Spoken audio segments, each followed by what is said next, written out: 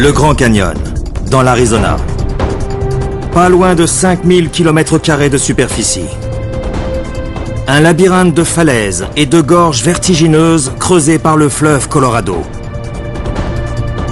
Un terrain d'étude privilégié qui permet d'observer les processus géologiques mis en œuvre dans la formation de la planète. Le site est inscrit au patrimoine mondial de l'humanité depuis 1979. Les géologues le surnomment la machine à remonter le temps.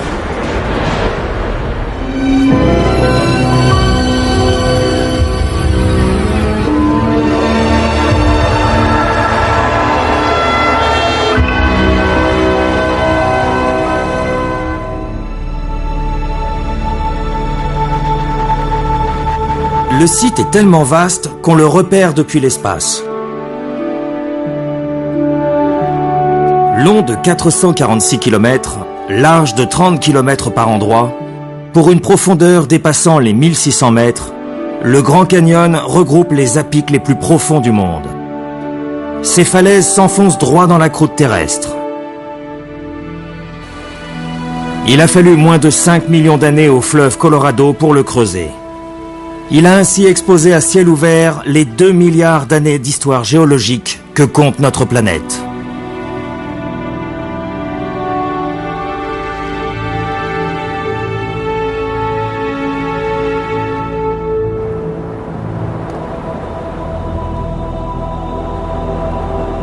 Pour de nombreux Indiens d'Amérique, cette terre est sacrée.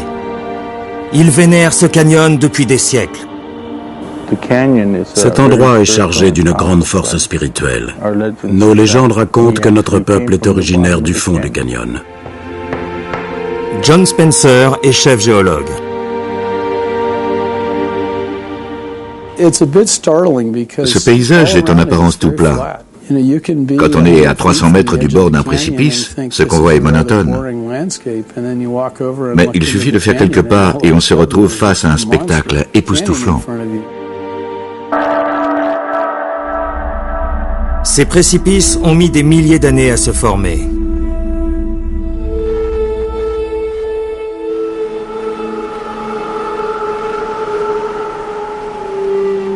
Au sommet d'une paroi se trouvent les roches les plus récentes, à sa base, les plus anciennes. C'est pour cela que l'on trouve des fossiles de mers anciennes en altitude. Et au fond, les vestiges d'une vieille chaîne montagneuse.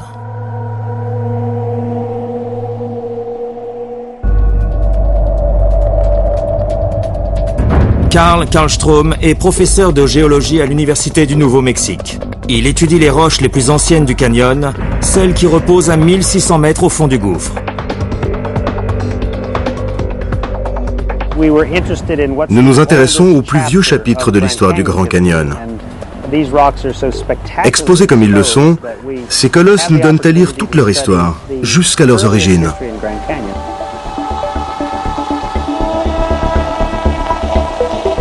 Les rochers du fond font partie d'une ancienne chaîne montagneuse, aujourd'hui enfouie sous plusieurs centaines de mètres de roches.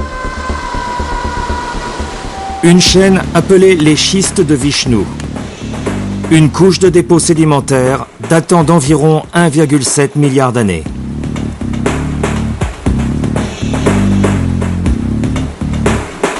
Et cette chaîne montagneuse atteignait presque les 10 000 mètres d'altitude. Ce sont les minéraux inclus dans la roche qui permettent de le mesurer. Les composés chimiques de la roche se modifient en fonction de la pression à laquelle ils sont soumis. Particulièrement un minéral appelé grenat. Plus le grenat est compressé, plus il se calcifie. Et plus il se calcifie, plus il est transparent quand on l'observe au microscope.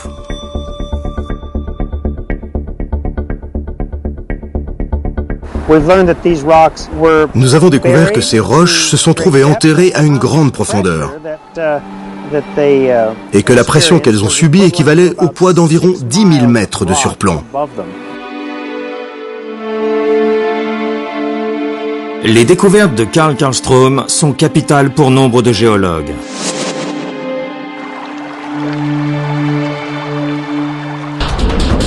Ron Blakey est professeur de géologie à l'Université d'Arizona du Nord, à Flagstaff. Il étudie les anciens continents.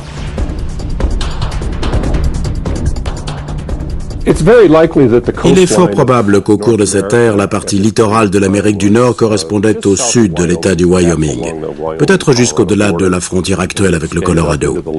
Elle se serait étendue vers le nord-est jusqu'au lac supérieur, puis jusqu'au Canada. À mon avis, seule la moitié, voire les 2/3 des États-Unis actuels existaient.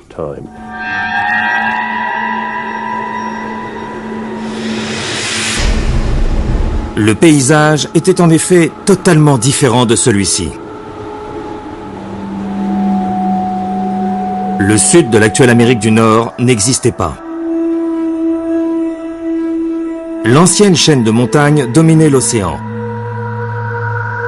Elle a fini par s'intégrer au continent nord-américain pour former le socle géologique du Grand Canyon. Je m'imagine ça comme un train qui a déraillé. Chaque sommet devait surgir de la mer. Ça faisait comme des wagonnets plus ou moins bien accrochés. C'était un chapelet d'îles. Et certains sommets étaient très élevés, comme dans les îles Aléoutiennes en Alaska. 10 000 mètres plus bas, la roche commençait alors à se calcifier sous la pression. Les sommets de ces montagnes n'auront pas vécu longtemps. L'érosion en est venue à bout en l'espace d'environ 500 millions d'années.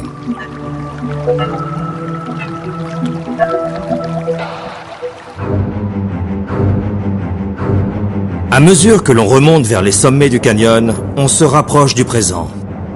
Chaque strate nous raconte un chapitre d'histoire géologique. Les continents se façonnent continuellement, depuis des centaines de millions d'années.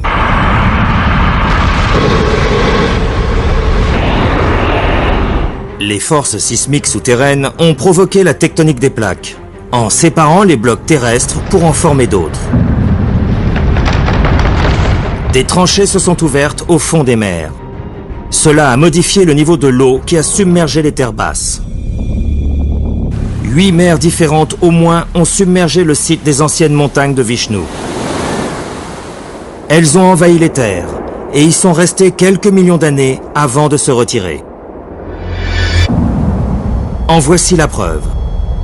Nous sommes à environ 760 mètres en surplomb du fleuve Colorado et à 1600 mètres au-dessus du niveau actuel de nos mers. Voici les vestiges de bancs d'huîtres ayant prospéré dans la région il y a près de 100 millions d'années. La mer du Crétacé s'étendait alors de l'État du Kansas à l'est à celui du Nevada à l'ouest et du Mexique au sud jusqu'à l'Arctique au nord. Cette mer était étroite et peu profonde, mais elle recouvrait une importante partie du continent. Des créatures marines ont coulé au fond de cet océan et se sont fossilisées en une épaisse couche boueuse, que les scientifiques appellent du schiste argileux. Wayne Rani est fasciné par cette région qui regorge de fossiles. Ce banc qui contient des millions d'huîtres fossilisées provient d'une mer peu profonde qui recouvrait l'intérieur de l'Amérique du Nord il y a entre 80 et 90 millions d'années.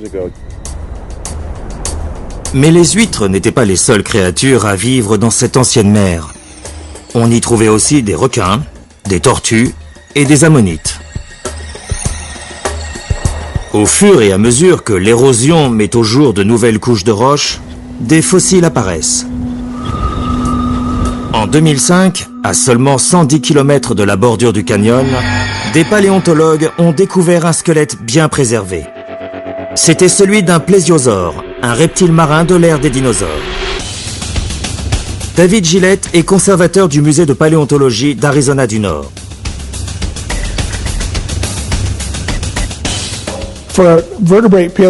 Pour un paléontologue spécialiste des vertébrés comme moi, c'est quelque chose de découvrir un tel squelette. Ce plésiosaure, enseveli dans les schistes argileux du sud de l'Utah, était à moitié complet. Quand nous avons exhumé sa partie supérieure, ça a été merveilleux, plus que tout ce que j'aurais pu rêver. Le dernier spécimen connu de ce reptile marin remonte à 65 millions d'années. Un cataclysme a ensuite éteint toute l'espèce. Mais le plésiosaure de David Gillett est bien antérieur. Il a vécu il y a environ 90 millions d'années. Il est la preuve formelle que toute la région était alors immergée. Les mers ont donc laissé derrière elles des dépôts de boue et de sable, auxquels se sont mêlés les restes de créatures marines. Les courants marins ont déplacé ces sédiments avant qu'ils ne se fixent. Avec le temps, ces dépôts se sont transformés en roches sédimentaires. Je vais illustrer le processus de la sédimentation. J'ai ici un tube de verre rempli d'eau et de sédiments, essentiellement du sable. Je vais le retourner en le secouant. Ça produira une énergie qui fera circuler les grains de sable dans le tube. Dès que j'arrêterai, il n'y aura plus d'énergie et les grains se stabiliseront presque immédiatement. Regardez.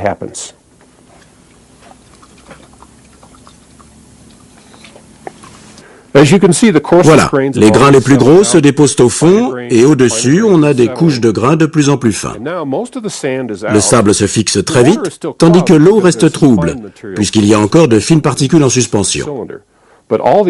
Mais comme je ne bouge plus, peu à peu, les grains les plus fins se déposent à leur tour pour former avec le temps une couche sédimentaire.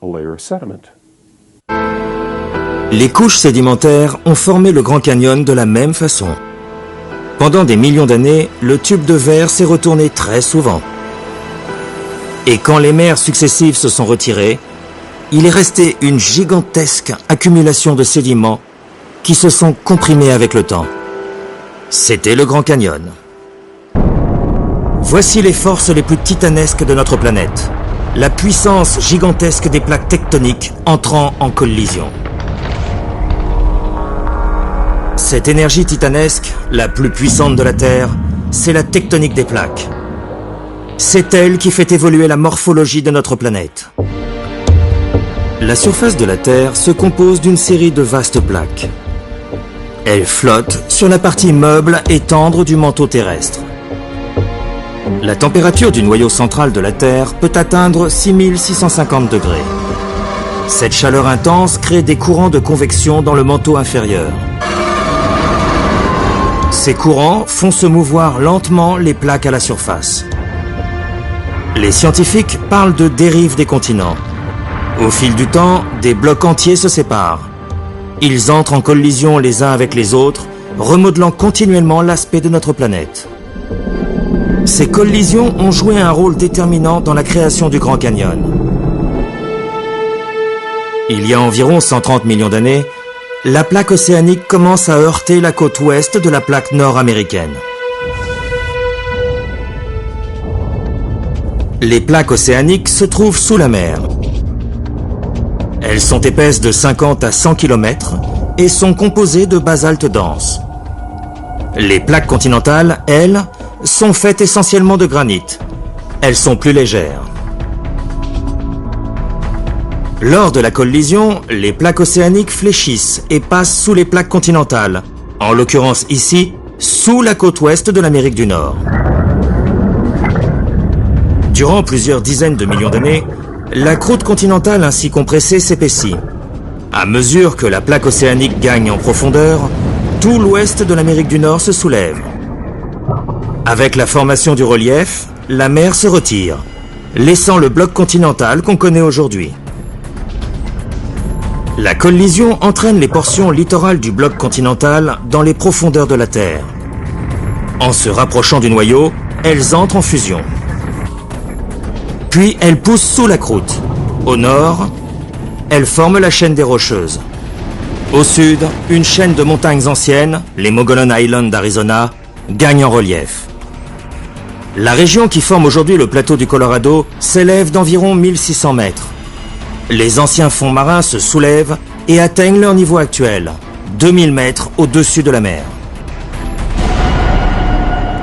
Que voit-on quand on observe le Grand Canyon? Des rochers sous-marins qui culminent à plus de 2000 mètres au-dessus du niveau de la mer. On peut se poser des questions. Est-ce la mer qui est descendue si bas ou bien la terre qui est montée si haut? Eh bien, après que ces rochers sous-marins ont été déposés dans la mer formant la bordure du Grand Canyon, cette partie terrestre s'est soulevée.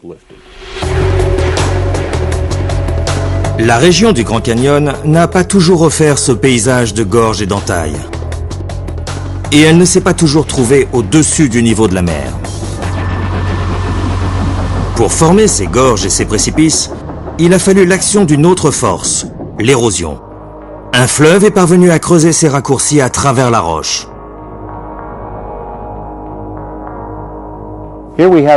C'est comme si on se trouvait devant des gâteaux faits de plusieurs couches colorées représentant les strates de formation de la roche du plateau du Colorado. Je vais imiter le rôle du fleuve avec cette lame de couteau. Au fur et à mesure que le plateau s'élève, il entaille la roche pour poursuivre son chemin, et voilà ce que ça donne à la fin. Un canyon. Il y a 70 millions d'années, l'eau, qui provient en partie de la fonte des neiges, gagne la surface du futur plateau du Colorado. Là, elle commence son inexorable travail d'érosion. À travers les couches sédimentaires, elle cherche le chemin le plus court jusqu'à tailler des gorges. Je vais faire une entaille sur le côté du bac pour voir si les sédiments sont attaqués par l'érosion. Vous voyez le phénomène d'érosion qui se produit? Au fur et à mesure que j'abaisse le niveau, après avoir coupé le bord du récipient, l'eau s'écoule à travers les sédiments en les mettant au jour, avec un effondrement progressif des bordures érodées. Un canyon se forme comme ça. Mais de quel fleuve provenait cette eau? Que savons-nous de lui?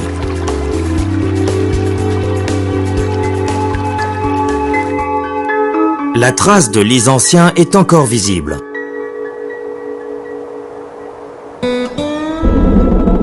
Richard Young est professeur de géologie à l'Université de l'État de New York.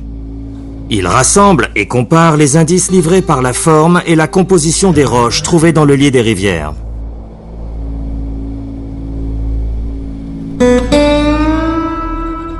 L'actuel fleuve Colorado coule des Rocheuses, à l'est des États-Unis, pour se jeter au sud-ouest dans le golfe de Californie. Au cours de ses recherches, Richard Young relève un détail intrigant. Pour un étudiant qui fait ses premières observations, ça a été un choc. On a envie de suivre ce que nous apprennent nos profs, alors que ce qu'on découvre sur le terrain nous dit autre chose. Notamment des galets. Des galets tout simples en apparence, mais qui, pour les géologues, sont le chaînon manquant. D'une part, leur rondeur atteste d'une provenance lointaine, et d'autre part, ces variétés de roches sont complètement étrangères à cette région, puisqu'on ne les trouve qu'à 160 km d'ici au moins. Les galets de ces anciens cours d'eau ne proviennent pas de la région où Young les a découverts. Ils ont été déplacés d'environ 160 km au sud-ouest du plateau. Il est probable que l'ancien fleuve les a charriés depuis le cœur de l'Arizona jusqu'à l'ouest de la région du plateau. Leur orientation naturelle dans le lit indique le sens du courant. Le courant des fleuves charrie les galets en les faisant culbuter dans leur lit. Les galets s'émoussent et s'immobilisent dos tourné au sens du courant. C'est-à-dire qu'on les retrouve stabilisés comme des tuiles sur un toit. Ils nous disent dans quel sens coulait le fleuve. Ces indices montrent formellement que les cours d'eau descendaient vers le nord-est, c'est-à-dire à l'opposé de l'actuel fleuve Colorado.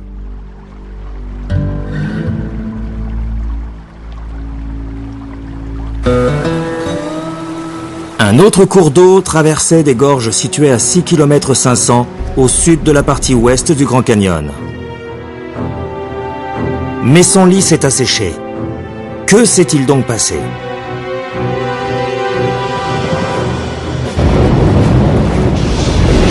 Loin sous le manteau terrestre, du magma en fusion s'apprête à jaillir à la surface des roches.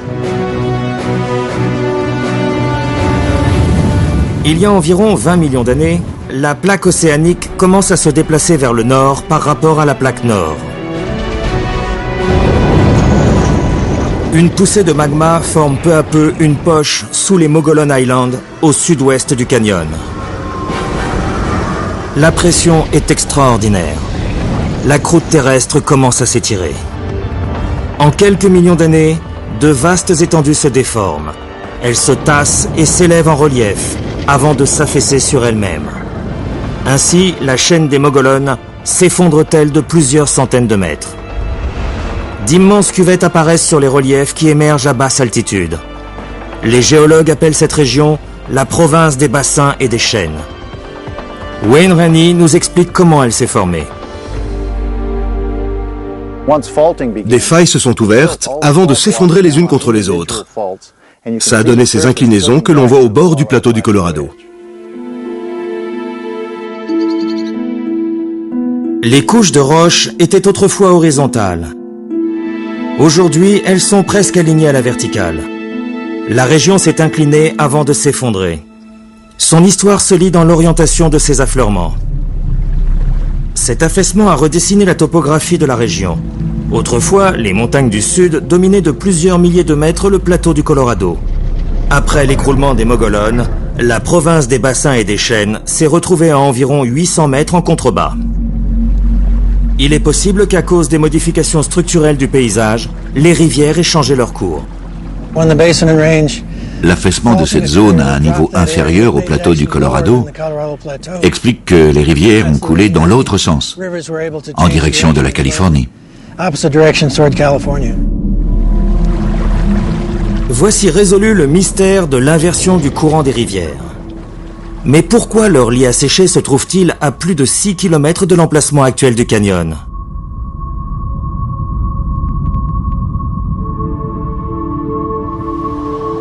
Après l'effondrement de la chaîne des Mogollons, un nouvel affluent se forme, le fleuve Colorado. Mais lui, il emprunte un autre parcours. À quel moment? Et pourquoi? La réponse ne se trouve pas dans le Grand Canyon, mais dans la partie basse du fleuve Colorado, à environ 160 km de son embouchure dans le golfe de Californie. Elle consiste en un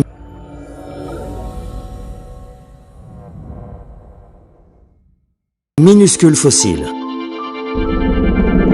Christine McDougall est géologue auprès du Bureau d'information américain sur la géologie. Elle a étudié ces fossiles appelés foraminifères.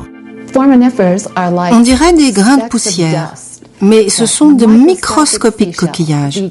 Ces foraminifères planctoniques du Crétacé ressemblent à quelque chose comme 3 balles de golf accrochées l'une à l'autre. Ces coquillages sont minuscules, puisqu'une centaine d'entre eux équivalent à la taille d'un grain de sable. Ils sont apparus lorsque le fleuve a commencé à tailler le canyon. Pourtant, les foraminifères ne sont pas natifs du fleuve Colorado. Ils viennent de bien plus loin, plus au nord. Si leurs fossiles ont été déposés dans les sédiments de la partie basse du fleuve Colorado, c'est que l'eau les y a charriés. À l'origine, ils ont été déposés dans les schistes argileux du Crétacé, situés dans le plateau du Colorado au nord du Grand Canyon. Puis ils ont été travaillés par l'érosion et ils ont été charriés par le fleuve Colorado actuel avant d'être redéposés.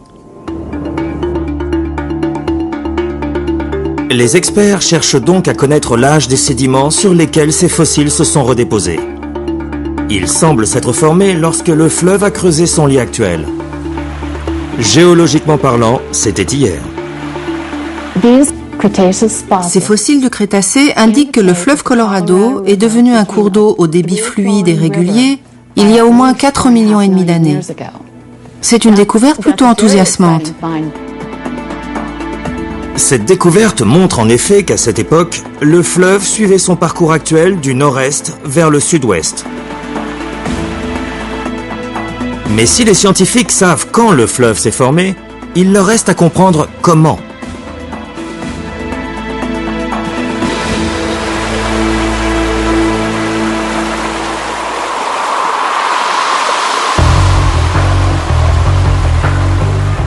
Le fleuve traversant le Grand Canyon est donc né il y a 4,5 millions d'années.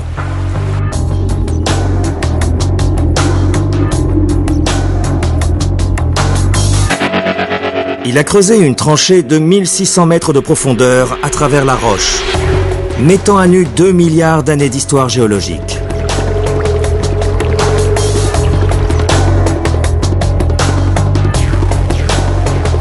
Or, pour creuser des gorges aussi profondes, il faut un débit d'eau colossal.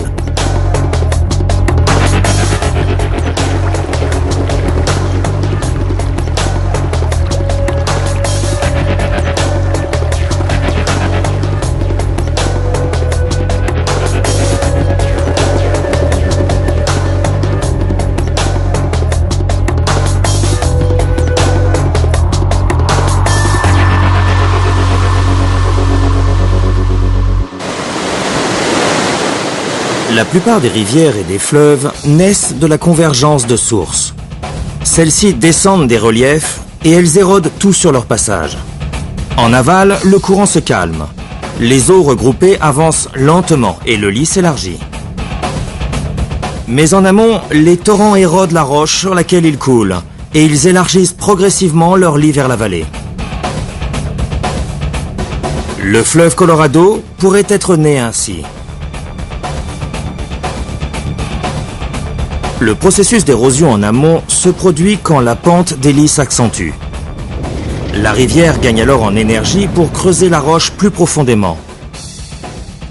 Plus l'inclinaison est importante, plus les eaux de pluie des torrents convergent vers la rivière et plus celle-ci avance vite.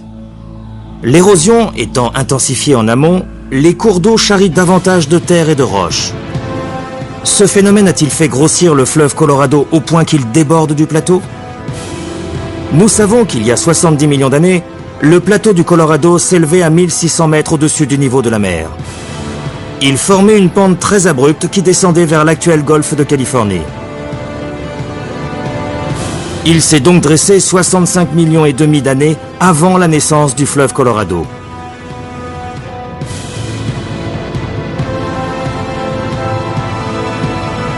Une élévation plus récente du relief expliquerait que le fleuve a traversé ce plateau. Les scientifiques ont découvert dans la partie basse de la région une couche rocheuse appelée formation de Baos. Ces rochers sont vieux d'environ 6 millions d'années. Certaines parties descendent à 600 mètres en dessous du niveau de la mer. Les scientifiques ont fait une découverte extraordinaire.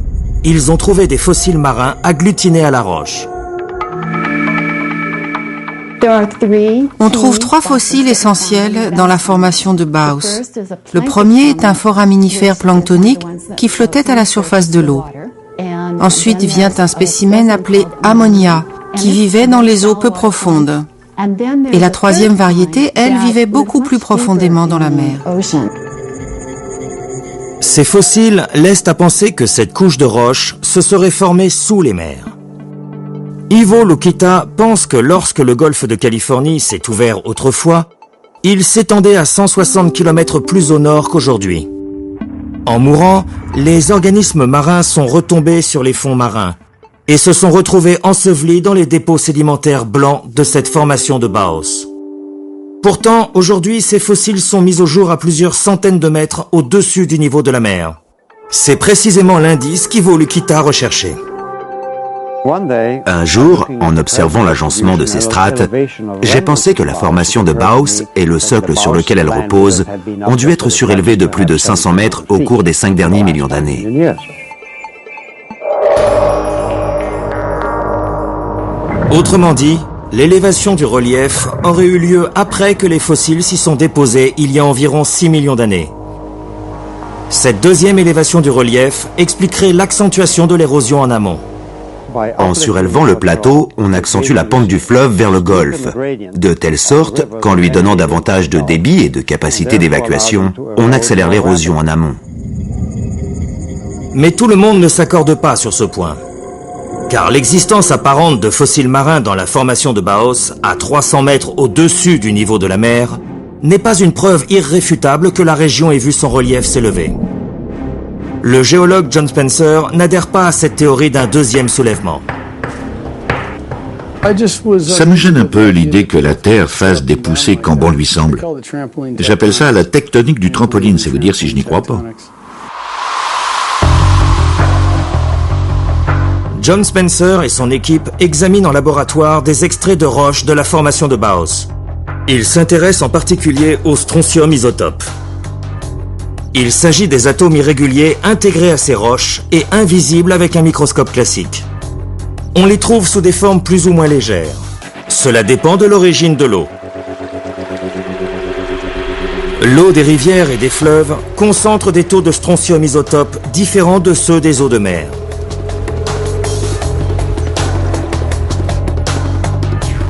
En fonction du taux de concentration, les scientifiques peuvent souvent déterminer si les sédiments se sont formés dans des eaux douces ou marines. Le graphique de John Spencer révèle la concentration d'isotopes dans la formation de Baos. Les points verts représentent les concentrations isotopiques de l'eau de mer et les bleus, celles typiques des eaux de rivière. Les points rouges révèlent la provenance d'une eau douce.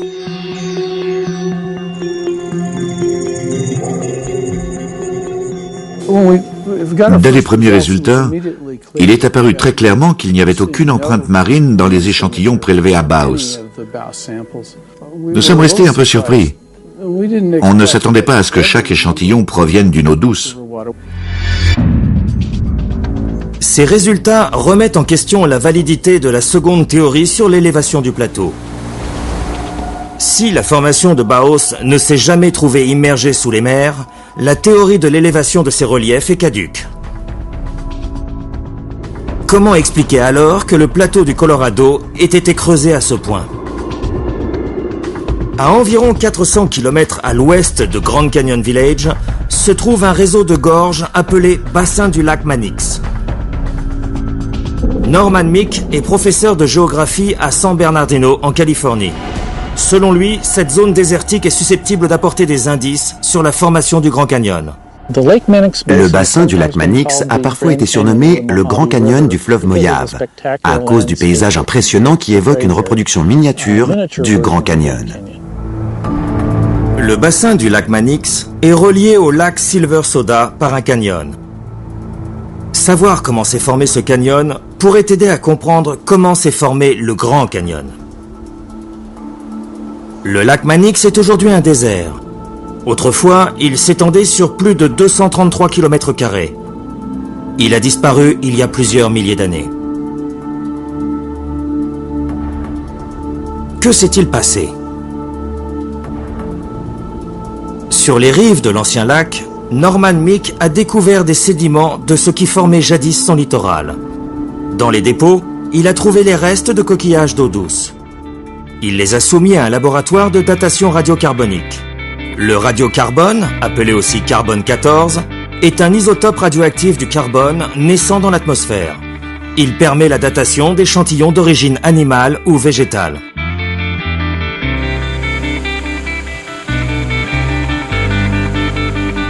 En mesurant le taux de carbone 14 encore présent dans ces coquillages, les scientifiques parviennent à déterminer leur âge. Ainsi, Norman Meek a-t-il découvert que les coquillages du bassin de Mannix vivaient il y a 19 000 ans. Ils sont morts juste après, quand le lac Mannix s'est asséché. Mais le lac Silver Soda est alors approvisionné en eau. Comment ces deux lacs ont-ils pu communiquer? Norman Meek pense que le canyon de cette région s'est creusé par un mécanisme dit de débordement. Il suppose qu'il y a 19 000 ans, des précipitations diluviennes ainsi que la fonte des neiges ont alimenté ce lac jusqu'à ce qu'il déborde. L'excès d'eau du lac se serait répandu. En quelques milliers d'années, ces eaux auraient érodé la roche au point de creuser des gorges et de créer en contrebas le lac Silver Soda. Ça s'est passé comme la rupture d'un barrage. Une énergie hallucinante s'est libérée, arrachant sur son passage des sédiments, allant jusqu'à racler le soubassement de la roche, pour creuser un canyon et y couler comme un fleuve. Les scientifiques avancent cette hypothèse.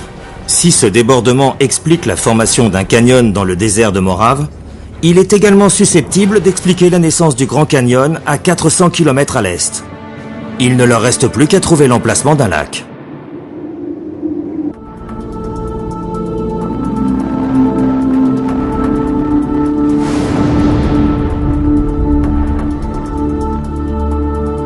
Et il pourrait bien se trouver à l'est, où le relief est plus élevé.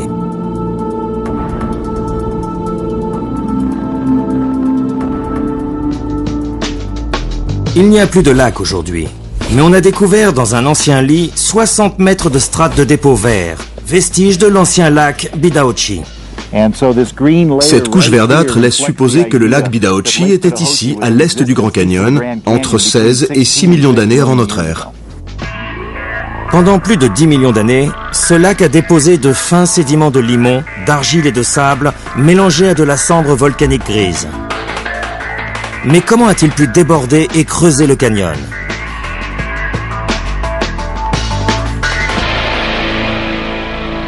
John Douglas est professeur de géographie au Collège des communautés de Paradise Valley, dans l'Arizona. Cette question l'intéresse particulièrement. il se trouve devant une maquette du Grand Canyon. Il y a 6 millions d'années, le canyon n'était pas encore creusé, mais le lac Bidauchi, lui, était sur le point de déborder. Le lac n'a pas cessé de se remplir jusqu'à ce qu'il atteigne le point le plus bas de sa cuvette, le plateau de Kaibab, et qu'il le submerge. L'eau s'est déversée de l'autre côté, et c'est en continuant de couler sans cesse qu'elle a creusé le Grand Canyon. Ainsi, le lac Bidauchi se serait vidé pour former en aval un cours d'eau. Et la pente abrupte du lit de la rivière aurait permis à la force du courant de creuser la roche. Avec le temps, le cours d'eau a augmenté de volume. Le lac s'est progressivement vidé, ce qui a eu pour effet de creuser la roche davantage. Mais tous les géologues ne sont pas d'accord. Aucune preuve ne permet d'avancer qu'un lac ait été assez grand et assez puissant pour creuser le Grand Canyon. La formation du fleuve Colorado demeure une énigme. Nous savons en revanche que lorsqu'il a commencé à couler, c'est bien lui qui a creusé la surface de la Terre sur 1600 mètres de profondeur. Et en 4,5 millions d'années, c'est un sacré tour de force. Comment le fleuve Colorado a-t-il fait pour créer une telle entaille? Aux États-Unis, d'autres fleuves plus larges n'ont pas réussi une telle prouesse. Le fleuve le plus large et le plus long d'Amérique du Nord n'est pas le Colorado, mais le Mississippi. Il s'étend sur près de 4000 km depuis sa source dans l'État du Minnesota pour se jeter dans le golfe du Mexique. Il transporte 10 fois plus d'eau que le Colorado. Pourtant, jamais le Mississippi n'a creusé de Grand Canyon. Preuve en est que le débit d'un fleuve n'est pas le seul agent responsable. C'est autre chose qui a donné au fleuve Colorado son incroyable puissance érosive. Le fleuve Colorado naît dans les Rocheuses, à 2700 mètres au-dessus du niveau de la mer. Il descend de 3 mètres tous les 1600 mètres.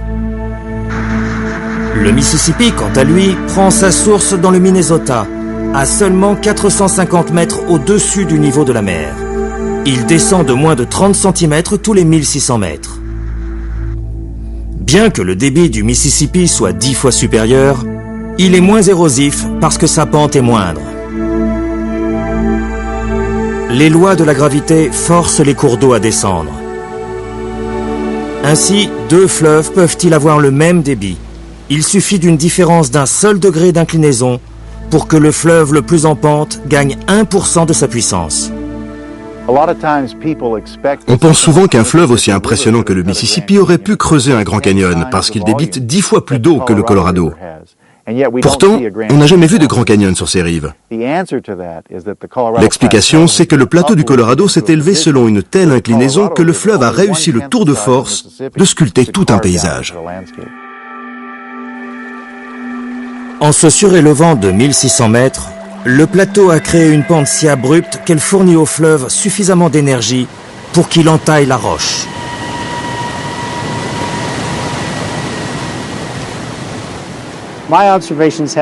J'ai pu observer que ce fleuve, ainsi que certains de ses petits affluents, ont assez de puissance pour traverser n'importe quel type de roche comme du beurre. La vitesse et la profondeur de l'érosion dépendent également du type de roche rencontrée au passage de l'eau. Dans le granit, qui est une roche dure, le cours d'eau sculptera des gorges étroites. Dans une roche tendre, comme le schiste argileux, il creusera un canyon plus vaste.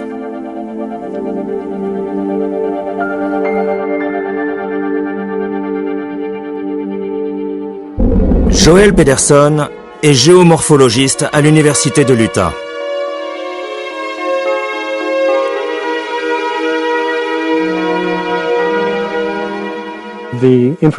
Nous rapprochons les diverses informations recueillies sur l'histoire du fleuve. Nous savons qu'au cours de son travail d'érosion, il s'arrête ponctuellement pour déposer des sédiments.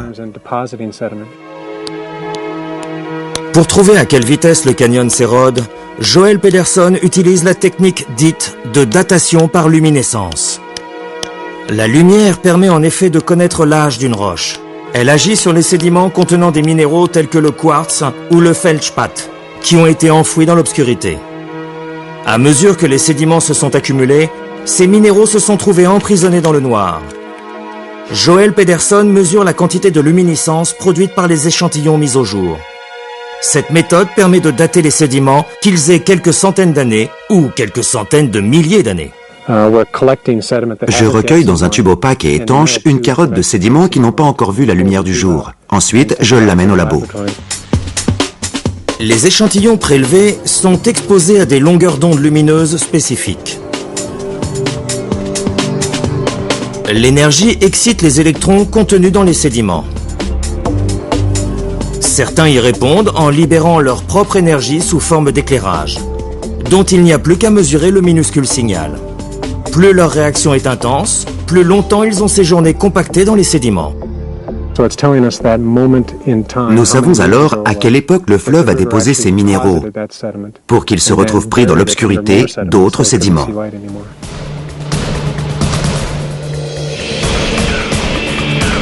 En mesurant la profondeur des entailles sur toute la longueur du fleuve, Joel Pederson a découvert qu'à 290 km en aval, le canyon est moins profond. La force érosive du fleuve s'est trouvée atténuée. Cela est peut-être dû aux modifications structurelles des sols.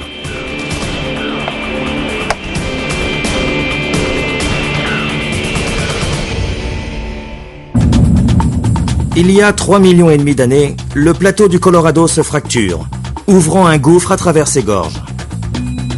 On appelle cette zone de faille la formation de Toro Whip.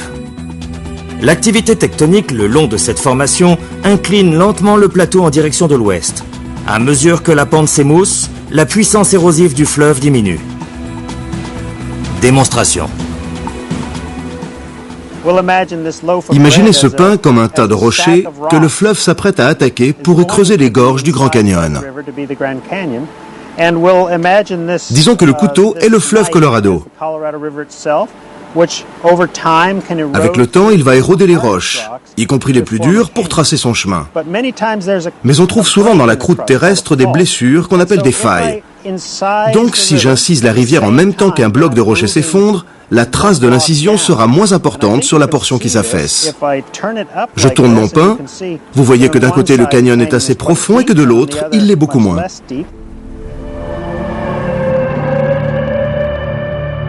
Si le débit du fleuve est resté constant, le soubassement à l'ouest de la formation de Toro Whip s'est affaissé, échappant ainsi à toute une partie de la force érosive. Mais l'eau ne se contente pas de réduire la roche à l'état de poussière. Elle peut aussi bâtir des concrétions. De nouveaux rochers sont apparus au sein du canyon et ils continuent de pousser.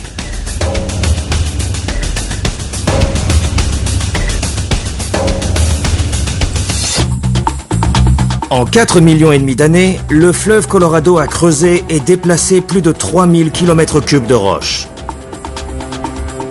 Il a laissé une entaille si vaste que tous les cours d'eau du monde convergeant vers elle ne la rempliraient que d'un tiers de sa hauteur.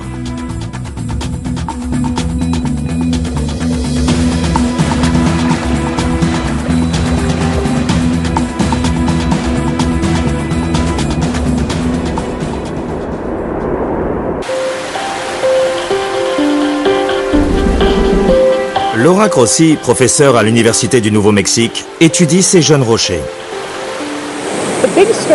L'histoire du Grand Canyon relate la genèse de la plus belle œuvre rocheuse du monde. D'autres pierres, comme la travertine, ont permis à de jeunes rochers de se former à l'intérieur même du canyon. Cette travertine a la particularité de naître de l'eau saturée en dioxyde de carbone. Elle se forme tout en bas du canyon. Le dioxyde de carbone provient des profondeurs de la Terre.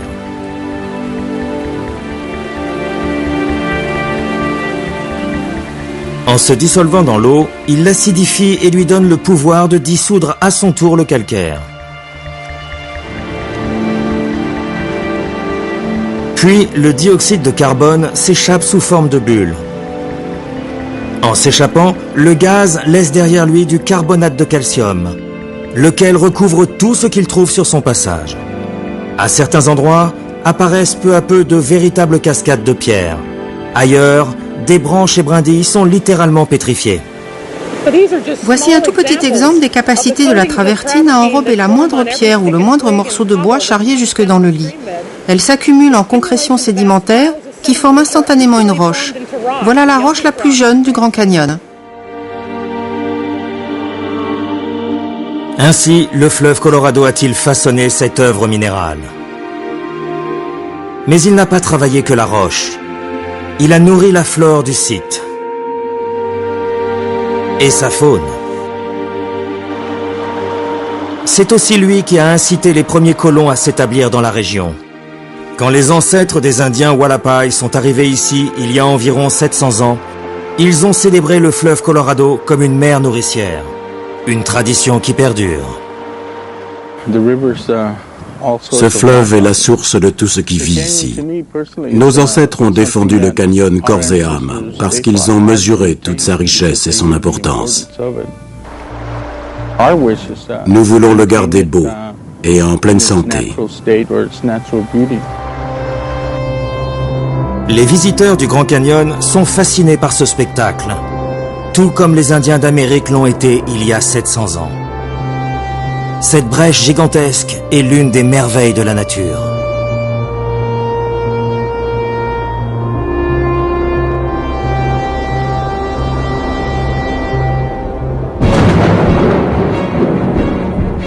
Tout a commencé il y a 1,7 milliard d'années. Des strates horizontales de sédiments ont édifié ces incroyables parois rocheuses. Après quoi, le plateau du Colorado s'est élevé et les affluents du fleuve ont érodé la roche en profondeur.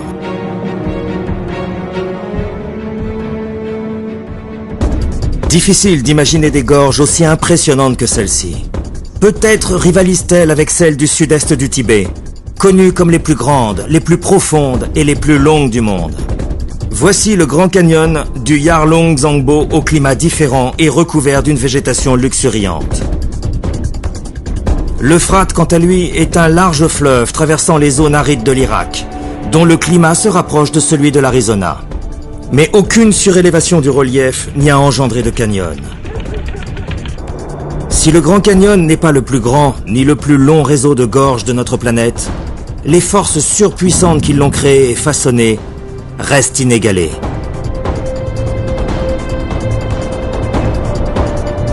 Nul ne peut prévoir s'il va continuer de s'élever.